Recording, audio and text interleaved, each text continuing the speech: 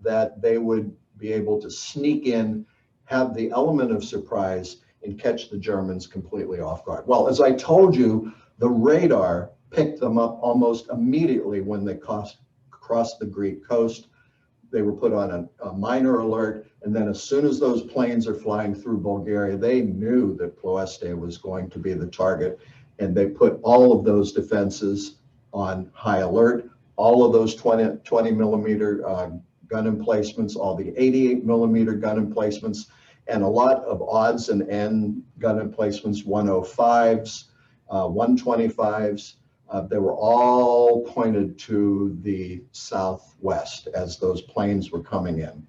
Now the radio silence, they didn't want to break that. So what happened is that they maintained the radio silence, but the bigger thing is a costly navigational error, and this was going to disrupt the whole attack's coordination. However, the beginning of the attacks did occur about 11:55. Now this is the money slide right here. This is where you're going to see where everything went wrong.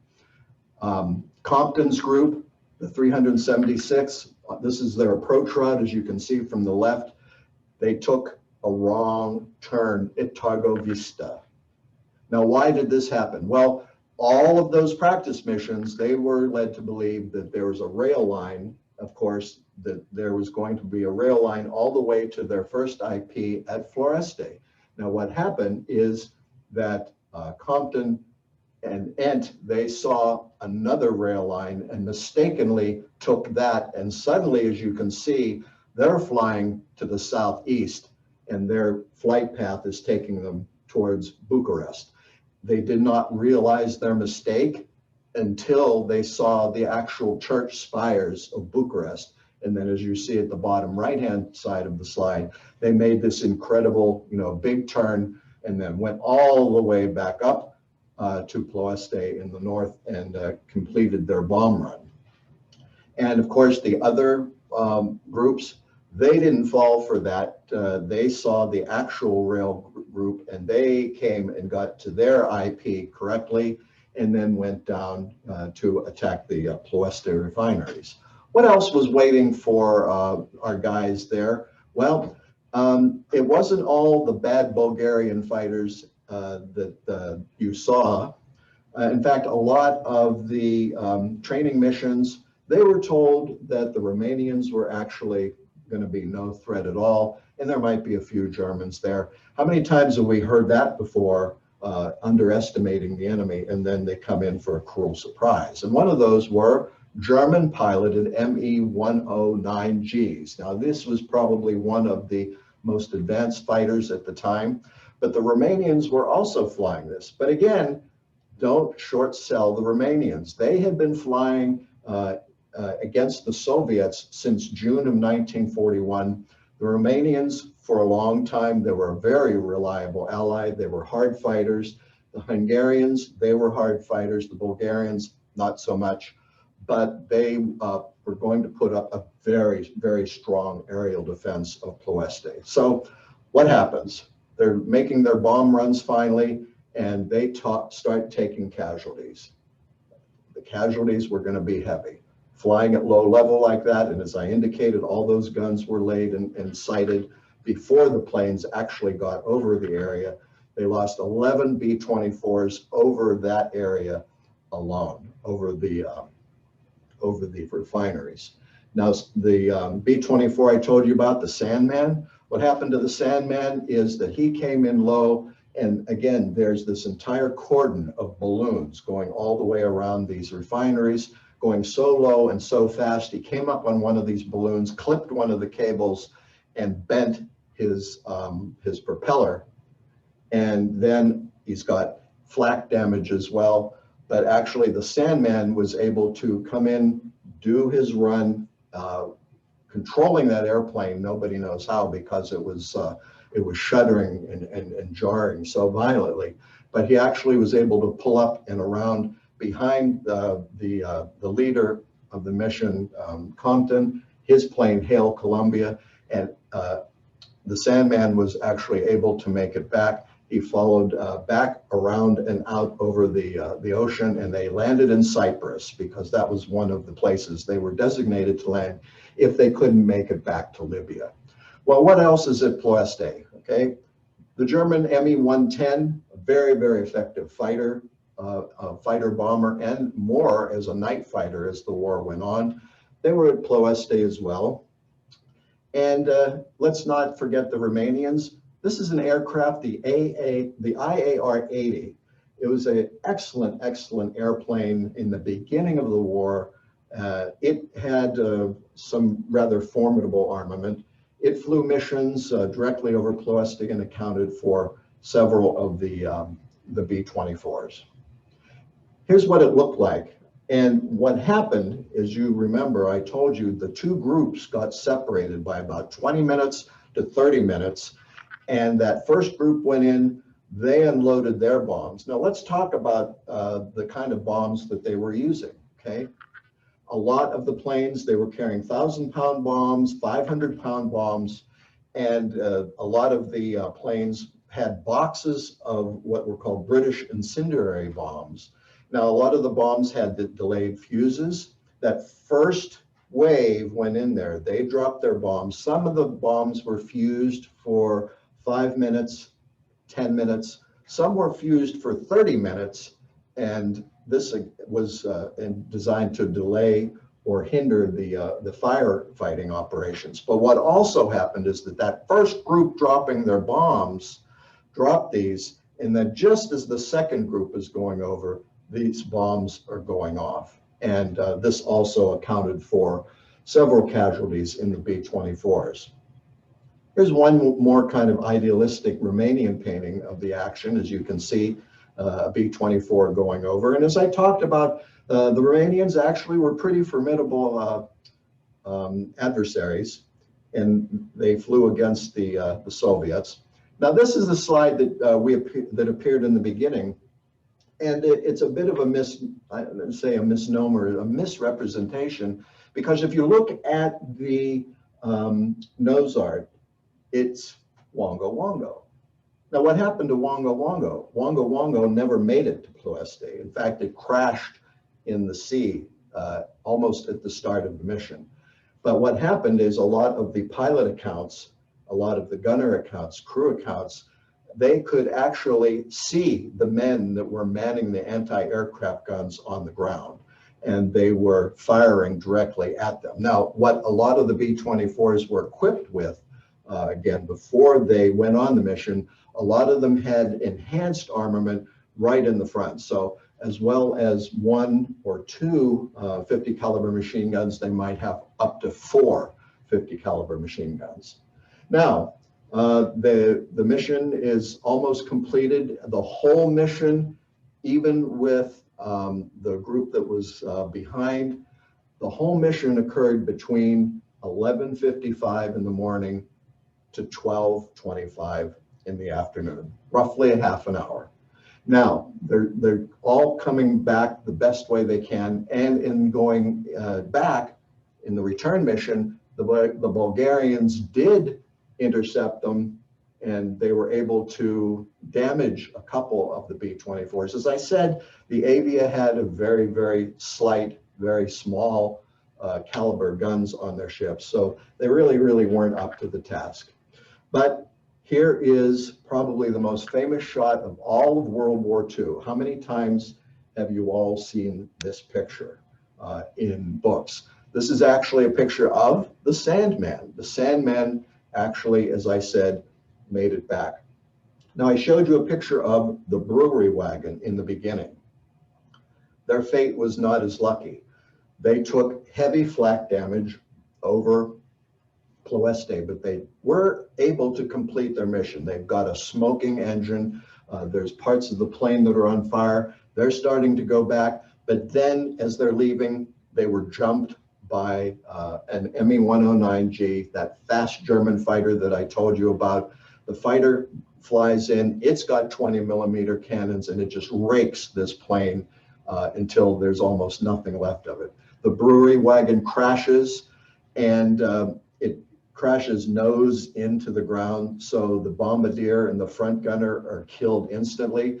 The pilot, Lieutenant John Palm, he's laying in the cockpit with his leg almost completely torn off, and several of the other crew members go forward into the pilot cockpit area. They pull him out, and there's just like one little strand of his leg still attached.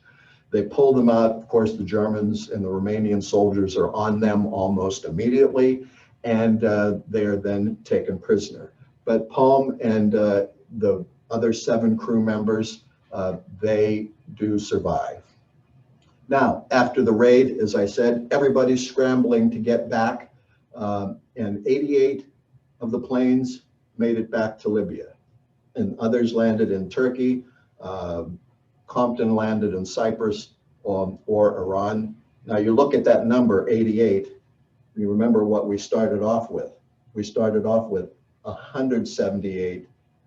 2 had mechanical problems as they were taking off. Another 10 had to drop out, but then the rest went on the mission. And here's what Ploeste looked like afterwards. A lot of damage, and the refinery suffered quite a bit. They damages were ranging from slight to extremely severe, but most were back up and running beyond their original capacities in a few months. Now, the interesting thing about this is that there were a lot of the factories, a lot of the refineries that were running actually below their capacity. So they were able to then bring that back up.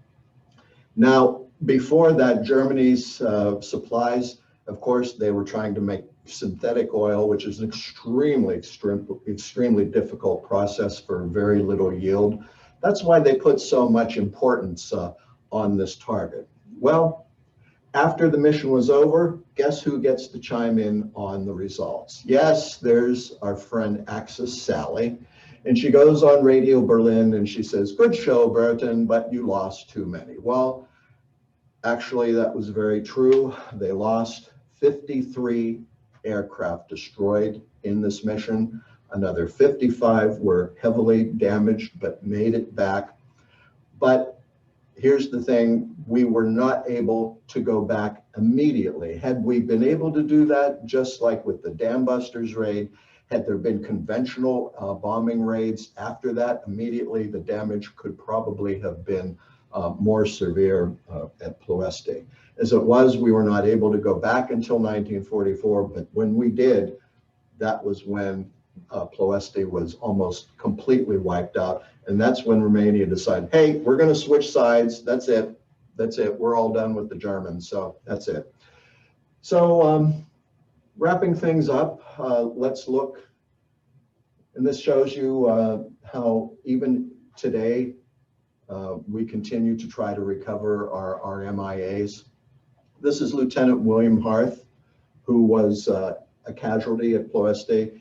And the Romanians buried him as well as a lot of the other pilots and crew members in the hero, what they call the Heroes Cemetery in Prahova, Romania. And the remains of some of the other airmen have been recovered since even 2018, and they were able to bring them home and give them a proper burial. Okay, so here's the cost. We looked at it a little bit. 53 of the B-24s that took off, 35 were claimed by the Romanians. Now, the Romanians actually were very good. They did not over-exaggerate their kills like a lot of the other countries did. So that's pretty accurate. 55 of the B-24s, they were pretty severely damaged. And we had 310 men killed and 190 captured. So what does that look like? That is over, well, just about 500 men that were lost on that one raid alone. Romanian losses, 116 Romanian citizens and military. Now that is an interesting figure because 100 people out of those 116 were women prisoners in a female prison in the Ploeste area that one of the B-24s, once it was damaged, it crashed into the women's prison, killing them. The Germans and Romanians together lost 7 fighters, And here is a ode to the people that were on that mission by Colonel Kane. To you who fly on forever, I send you that part of me which cannot be separated and is bound to you for all times. I send it to you, those are our hopes and our dreams that never did quite become true.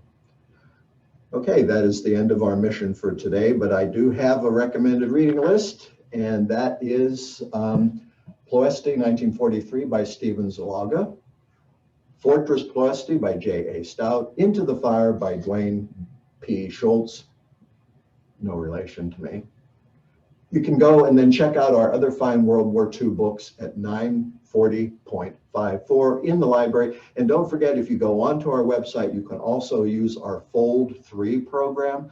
That's going to allow you to trace your military ancestors and look at any records that are available. So until next time, folks, thank you, and we'll see you on March 17th.